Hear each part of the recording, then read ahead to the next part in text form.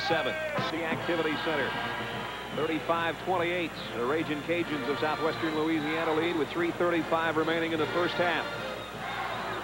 Along with Ann Myers, I'm Brad Nessler. Nice to have you with us in the sunny Southwest. Beautiful day outside, and it's been hot inside since the opening tip between these two Cinderella teams. One seeded 12th, one seeded 13th, and both hoping for a trip to the Sweet 16 in Albuquerque next week. Southwestern Louisiana, really a good game plan as far as their defense is concerned. Mexico State really struggling. Sam Crawford has not been able to penetrate.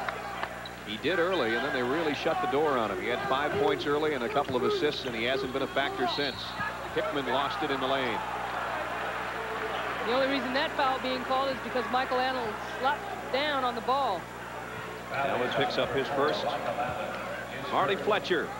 He's got the Beatles collection tie. It's his lucky tie. The team was 1-5 at Christmas time. He and his wife Cynthia went out and bought that thing, and I don't even know if I'd wear it. That's from the Good Day Sunshine collection, and it looks so much like the Arizona flag. He said we had an 8-game winning streak, then we lost one. I took it off. I put it back on for the Sun Belt tourney because it's a sun tie. We won the Sun Belt, and now we're in the sunny Southwest. I gotta wear this thing. You know, but you guys are a crack up. You're like baseball cards out here showing your ties to each other. Tell you what, there's a few I'd like to have swapped for, but I'm not sure Marty's is one of them. Chris Hickman with his first points from the free throw line, but the second one comes out. Lane violation on Boudreau. That's right. Chris Hickman, his wife Tammy is here. She's a member of the women's basketball team, and he's got the wedding ring tied right in there on the left foot. Well, they had a great year this year, too, the women's team. Tammy led the Big West in three-point shooting percentage, 42%. She shoots much better from the outside than her husband, but he hit 2 from the line, and it makes it a 5-point game. Allen lost the handle out of bounds. Turnovers also, we talk about defense dictating this game, and that goes in with turnovers as far as which teams are going to convert off them. And that's what New Mexico State did early. There's the story on the turnovers, and most of those Ragin' Cajun turnovers, the Aggies have turned into points. Crawford penetrates, dishes to Hickman. Good concentration. He got hit on that. He hung with it, and it's a 3-point ball game. Mouton out there with Michael Allen. That's a new backcourt combination. And Allen's been hot from outside, but he missed that 3, and Hickman the rebound. Here comes Sam ahead to Cliff Reed.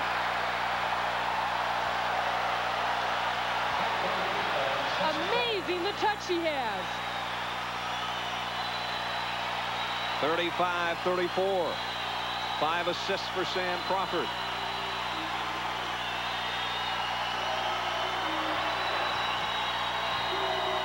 Allen will try it again. Got fouled and hit the 3.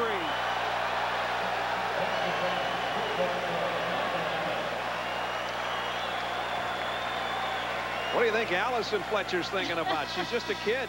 Yeah, hold on, Mommy. Watch this pass, though. Look at the perfect timing. I mean, it's right there for Reed. But then coming back down on the other end, Michael Allen has been solid from the outside. A little bit of a touch, but nothing but net. 4 out of 5 from outside the arc for Allen. All his points from 3-point range. Trying to make it a 4-point play, and what a way to stop a 7-0 New Mexico State run, huh? 39-34, Ragin' Cajuns under 2 minutes first half. Crawford dishes back to Hickman. He goes up and had it blocked by Stokes, but picked up nicely and put home by Mark Thompson. You know, always amazing me, the guys can jump and talk at the same time, saying, get that stuff out of here. We're down to 90 seconds. This has been fun to watch so far.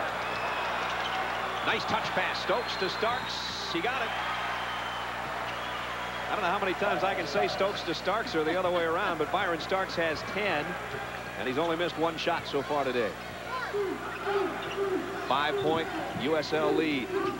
Crawford lost it off his foot. Mouton kicked it back in. He shouldn't have.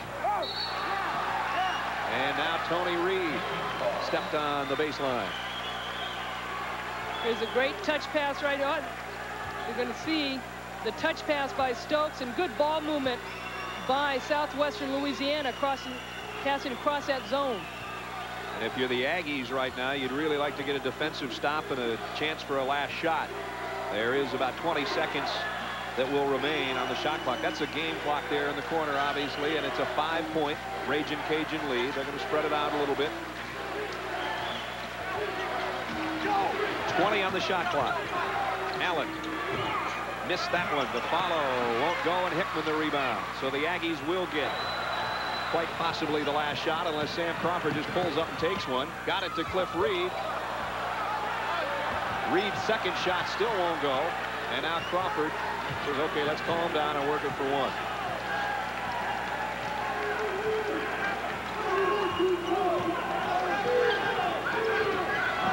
Crawford lost the handle again. Nice defense by Mouton, but a foul.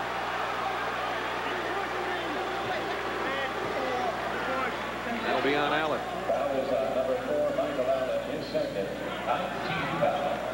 We're just 9.5 seconds from at the half. Tournament updates from across the country. We take a look at who's already in the Sweet 16 and who is trying to get there. So stick around for that. Cliff Reed comes out of the lineup. As we look at official Duke Edsel, tell us it's 1-1 for Sam Crawford, who's got 5-5 so far today. Crawford has struggled a little bit handling that basketball in the half-court game. Southwestern Louisiana has taken their time on him and kind of worked on their timing on him. Sam Crawford was 14 of 16 from the free throw line as his wife Dee Dee looks on. She was a cheerleader at El Camino Junior College in California. The cheerleader and the basketball star. She's cheering today. He got them both. She cheered just right. 41-38. Final chance here. Maybe. Let's see. White ball with 1.7 left. And if you think 1.7 seconds isn't enough to get a shot off, just ask Georgia Tech and James Forrest, who only had 0.8 to bury USC last night. Hickman to throw it in to Crawford. Sam from past midcourt. Oh, he was on line with it. Came close. Exciting half at the end of the first half. 41-38 USL. CBS Sports coverage of NCAA basketball will continue after this message and a word from your local station. Their big guys really in the second half, Brad, have to take over. Traylor only 2 of 9 from the floor in the first half. Reed 3 of 10 and has been terrible from the free throw line. And the big guys for New Mexico State have really kind of been iced out of the game, and it's because Sam Crawford has not been able to penetrate like he has in the past and been able to dish off. So they've got to try and find some way to beat that Southwestern Louisiana defense, and you would hope that they could do it from the outside. Benjamin, also a scorer, needs to get involved. New Mexico State, the melting pot of college basketball, if you will, for Neil McCarthy. He has got kids from 12 states and 1 from Canada. 6 of his top 8 players are junior college transfers. As for Marty Fletcher, in his 6th season in Lafayette, Louisiana, this is a team that was the first to receive the death penalty back in the early 70s. They lost their basketball program, and now 20 years later on the verge of a Sweet 16, if they can hang on to what right now is a 3-point lead. Here we go, second half. Benjamin, Reed, Hickman, Traylor, and Crawford out there. Crawford got the 3.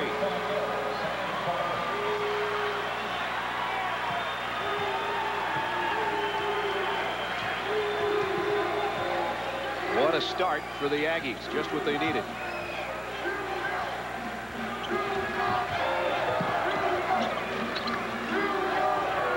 Southwestern Louisiana has been very patient on their offense.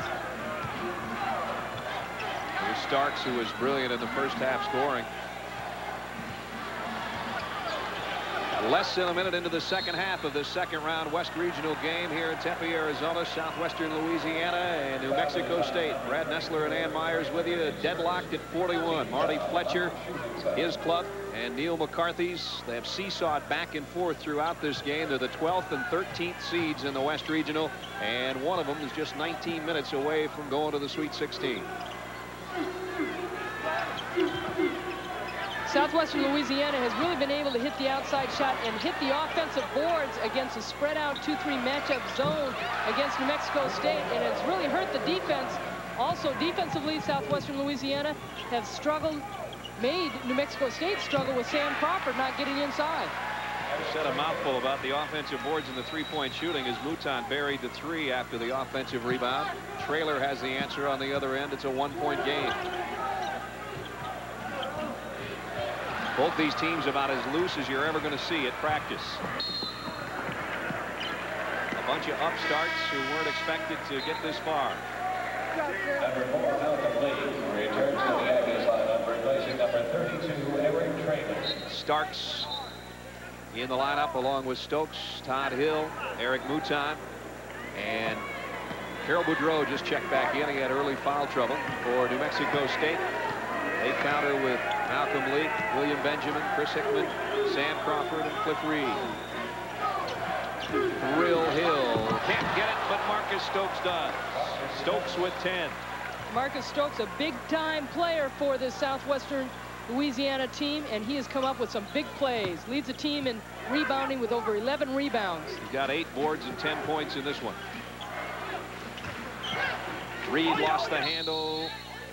It'll still be New Mexico State's ball. Good ball movement by Southwestern Louisiana. Every time they've been able to get it to the high post, there you see Stokes coming over from the weak side. No screen out at all from that 2-3 matchup.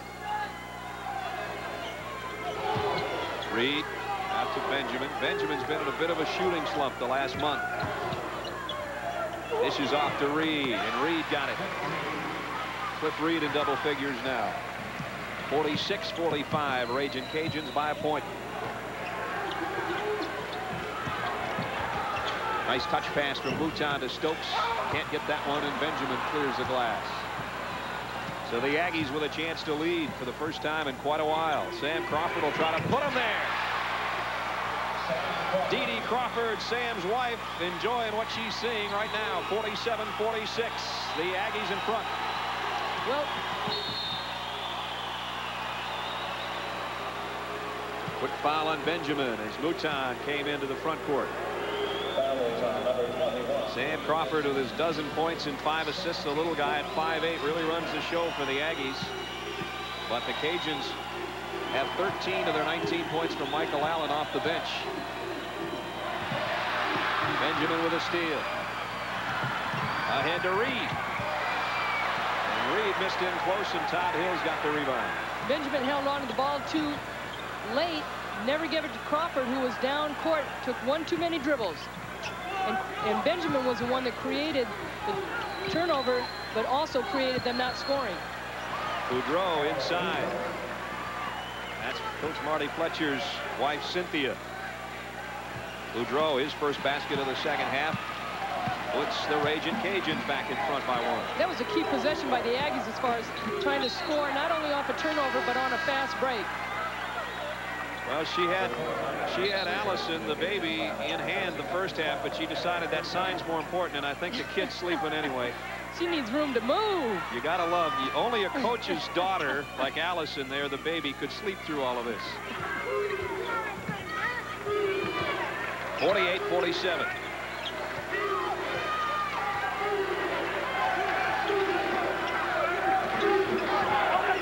Southwestern Louisiana has switched up their defenses. They played a 1-3 chase and 1. They played a 2-3 matchup. They played a man-to-man. They're switching things on New Mexico State. The ball going to go over to Southwestern Louisiana. That went off Boudreau last, but I guess not. The officials say it's Neil McCarthy, Cajuns' ball. pretty calm, saying, well, that's all right. That's all right. All right, good call. Michael Allen back in. He brings it up court. He was red hot in the first half with 4 threes. And they can ill afford to leave him open anywhere out near that arc, because he doesn't have a particular spot. He'll just put it up. So will Todd Hill. Todd Hill makes it a 3-point lead for the Raging Cajuns. Todd Hill, they went in one place this year and they called him Fatso. He was a 144-pound freshman. Now they list him at 170, and I don't know about that. Traylor with an air ball. The loose ball comes down to Starks. Not the kind of shot that New Mexico State wants from their big guys. There's Hill again.